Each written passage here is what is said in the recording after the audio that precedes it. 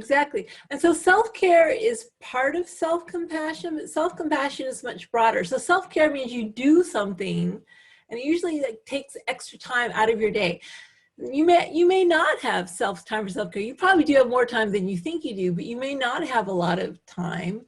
But self-compassion, for instance, just being with the pain of not having time for self-care if you're really busy, you can practice self-compassion about being so busy, and you can actually model that for your kids.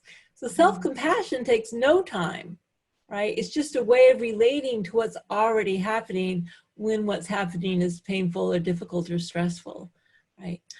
And then people, usually you find that when you do have more compassion toward yourself, you're more willing to find the time because you care, right? And you aren't guilting yourself and you aren't stressing yourself about it.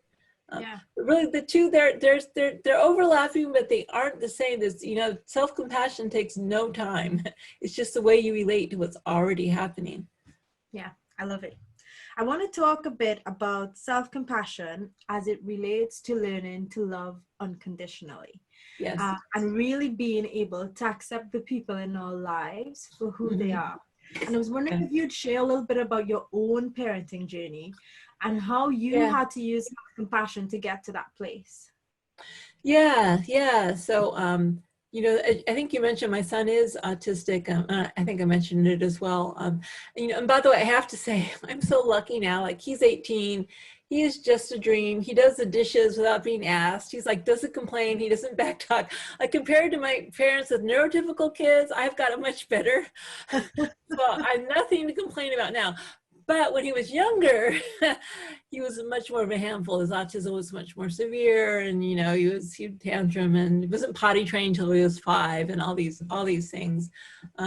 Yeah, and so what I found was that the more I could accept my own grief, my own disappointment, my own frustration, right, my own feelings, my own difficult feelings about being, you know, having to parent.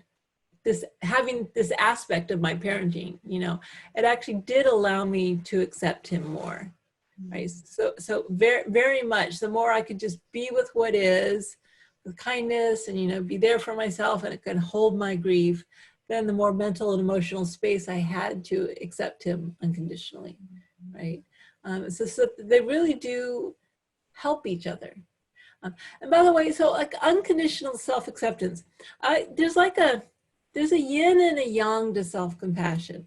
So the yin is like the unconditional acceptance. We might, for someone else, unconditionally accept them and love them as they are.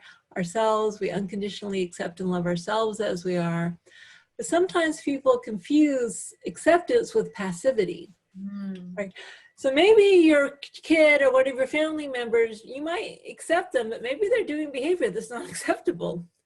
It doesn't mean accepting unacceptable behavior.